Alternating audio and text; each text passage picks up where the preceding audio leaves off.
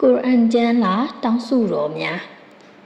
နှစ်ဘဝလုံး၌ကောင်းကျိုးများပေးသနာတော်မူပါယံတောင်းစုတော်အားရဘ္ဘနာ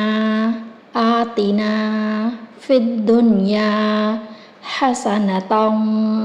ဝဖီလ်အာခီရတီဟာဆာနတောင်ဝကီနာအဇာဘန်နာအတိတ်ပဲ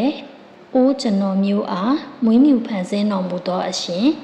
င်မြတ်သည်ကျွန်တော်မျိုးတို့ကိုဤလောက၌၎င်းအာခိရတ်၌၎င်းကောင်းကျိုးပေးသနာတော်မူပါထို့ပြင်ဂျဟန္နမ်ဤပြစ်ဒဏ်မှလည်းကယ်တင်ဆောင်မတော်မူပါဝင်ရောက်ကြည့်ရှုမှုအတွက်ကျေးဇူးများကြီးတင်ပါတယ်ယခုထပ်ပို့ပြီးအစ္စလာမ်အသိပညာများကိုပုံမလေ့လာခြင်းနဲ့ဆိုလို့ရှိရင် Islamic Education မြန်မာ Facebook Page TikTok YouTube Channel တို့ကို Like and Follow လုပ်ထားနိုင်ပါတယ်နော်